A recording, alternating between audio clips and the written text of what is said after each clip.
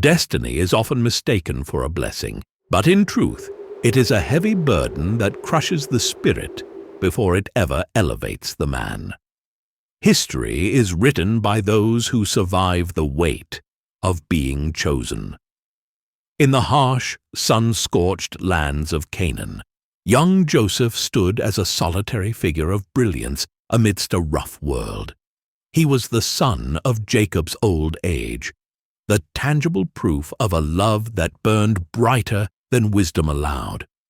While his brothers bore the scent of labor and the dust of the fields, Joseph was draped in a robe of many colors, a masterpiece of dye and weaving that acted less like a garment and more like a wall. To the eyes of his 10 older brothers, this vibrant coat was not a gift of fatherly affection. It was a daily, silent verdict of their own insufficiency. Every thread of that robe whispered a painful truth. They were merely sons, but he was the heir. Yet the robe was merely the spark. The inferno was ignited by his dreams.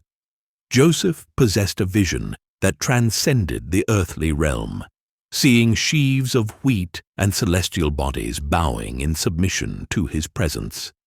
When he shared these night visions, he spoke with the dangerous innocence of a soul who has never known the bite of envy.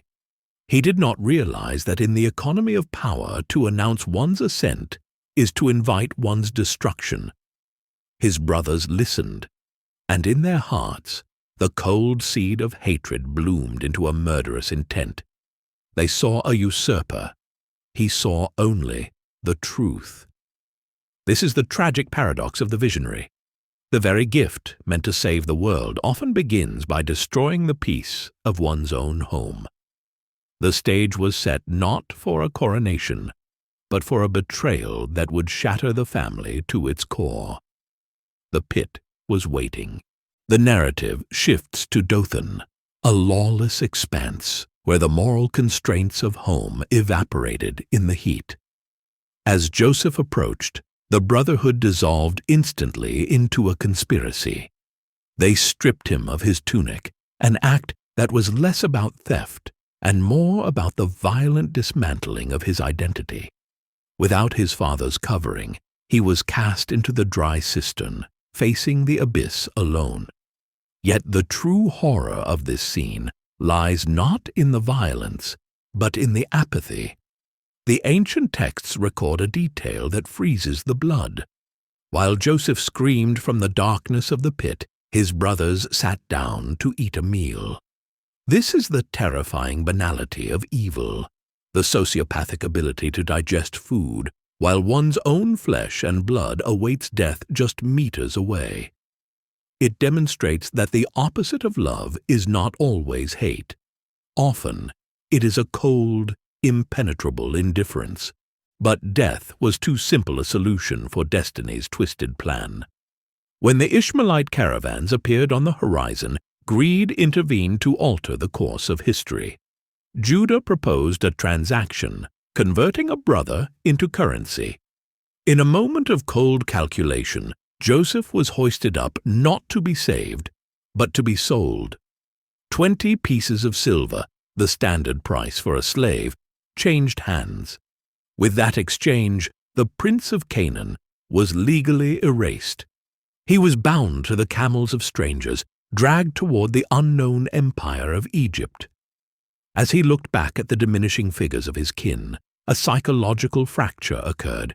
He was no longer a son, nor a brother. He was a commodity.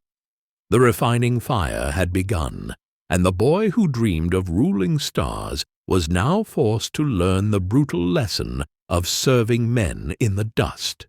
In the grand theater of Egypt, Joseph underwent a radical metamorphosis. Refusing to be paralyzed by the trauma of betrayal, he weaponized his competence. He transformed the prison of his slavery into a masterclass in administration. In the house of Potiphar, the captain of the guard, Joseph rose from a piece of property to the absolute master of the estate. This ascension reveals a profound psychological truth. Circumstances may define where you start, but character defines where you stand. He managed wealth that wasn't his with more diligence than if he owned it. However, elevation always invites a new caliber of test. The danger was no longer the brutality of brothers, but the seduction of comfort. When you are at the bottom, you fight for survival.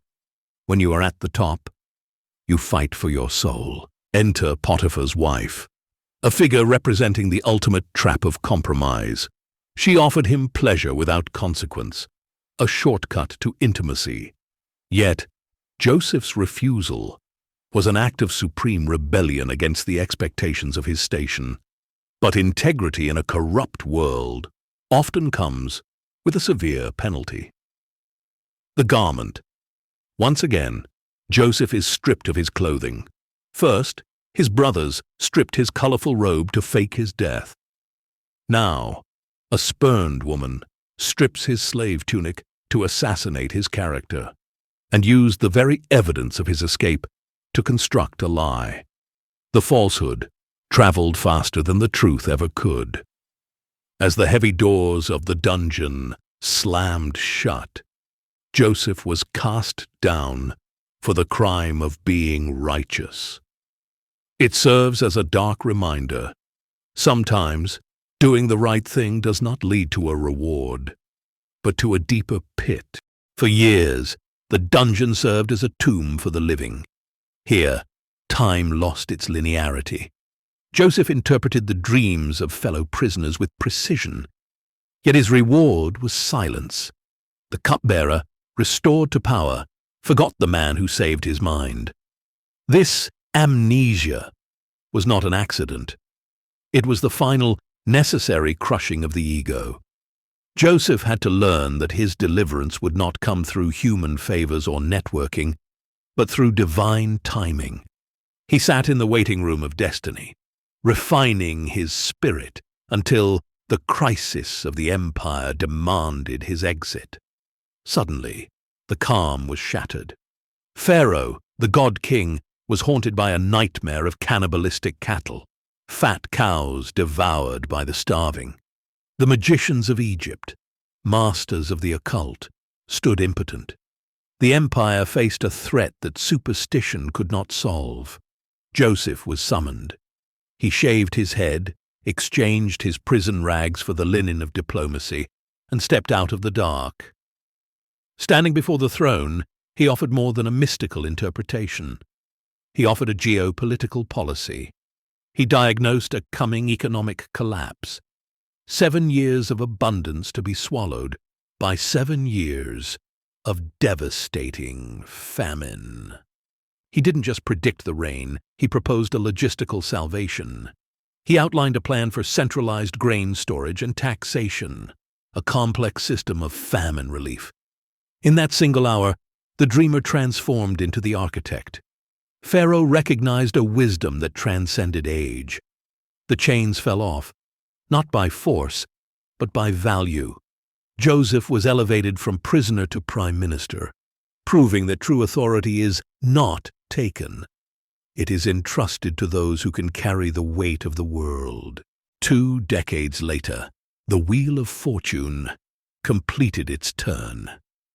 Famine drove the brothers to Egypt, and they found themselves bowing before the prime minister, unknowingly fulfilling the prophecy they had tried to kill.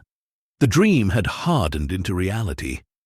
Joseph recognized them instantly, but he concealed his identity. Why? This was not cruelty. It was a necessary audit of the soul. He did not need to know if they were sorry. He needed to know if they were changed. He threatened to enslave Benjamin, the only other son of his mother, Rachel. He recreated the exact variables of the past, a beloved son in danger, and a choice to abandon him. He placed them back in the pit, metaphorically, to see if they would once again choose self-preservation over brotherhood.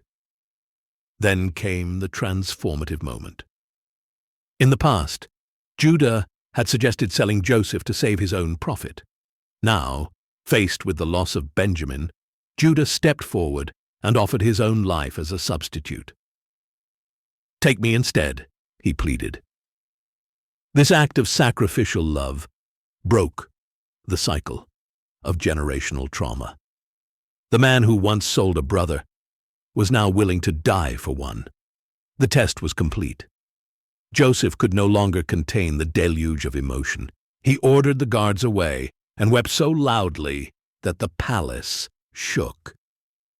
"I am Joseph!" he cried. Terror turned to shock, then to grace. Joseph redefined their sin, telling them, "You meant it for evil, but God meant it for good." He did not excuse their actions, but he elevated the perspective. He showed them that while they were the authors of their malice, God was the editor of the story, rewriting a tragedy into a salvation for nations. When Jacob arrived in Egypt, the circle was finally closed. The son who was lost was found. The father who grieved was comforted. This reunion is the visual proof of a specific theological architecture: providence. Looking back, we see that every tragedy was actually a necessary step in a hidden staircase. The pit was necessary to strip Joseph of his pride. Potiphar's house was necessary to teach him administration. The prison was necessary to teach him patience. Without the betrayal, there would be no Egypt. Without the famine, there would be no reunion.